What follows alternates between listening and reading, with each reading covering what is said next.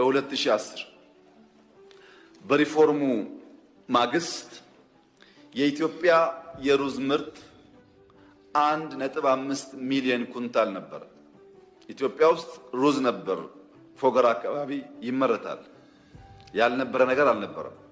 ግን እንደ ሀገር የምናመርተው 1.5 ሚሊዮን ኩንታል ነበር። ባለፈው ዓመት 63 ሚሊዮን ኩንታል ነው ያመረት ነው።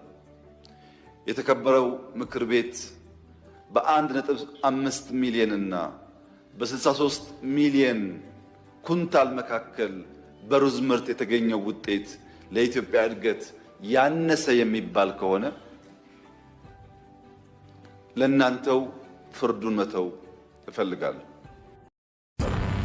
ኢትዮጵያ ውስጥ ሩዝ ነበር ፎገራ አካባቢ ይመረታል። ያልነበረ ነገር አልነበረም። ግን እንደ ሀገር የምናመርተው 1.5 ሚሊዮን ኩንታል ነበር። ባለፈው ዓመት 63 ሚሊዮን ኩንታል ነው ያመረት ነው። የተከበረው ምክር ቤት በ1.5 ሚሊዮን እና በ63 ሚሊዮን ኩንታል መካከል በሩዝ ምርት የተገኘው ውጤት ለኢትዮጵያ እድገት ያነሰ የሚባል ከሆነ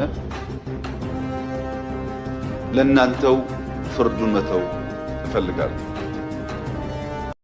በፓብሊክ ፒፕል ፓርትነርሺፕ ኢትዮጵያ በርካታ ጉዳዮች ያሳካች ቢሆንም ከነሱ መካከል አንዱን ብቻ ለመጥቀስ የግሪን ሌጋሲ እንቅስቃሴ ባለፈው ዓመት በ2017 መገባደጃ አካባቢ በሪፖርት እንደሰማችሁት 48 ቢሊዮን ችግኞች ኢትዮጵያ ተክላለች። ይሄም በዓለም ላይ ትልቁ አፎረስቴሽን ነው።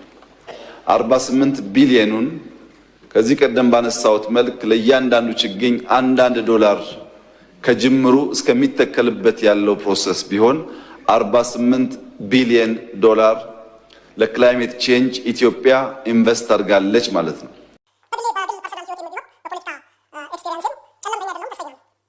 ትምህርት ምን ያደርግላቸዋል? የጅብ ቆዳ እጃቸው ላይ አስረው ጥይት አይመታንም ብሎ የሚታገሉ ሰዎች ትምህርት ምን ያደርግላቸዋል?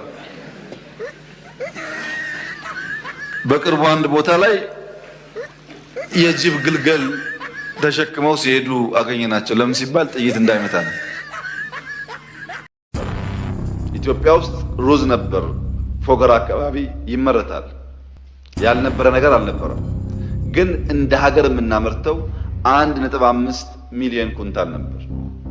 ባለፈው ዓመት 63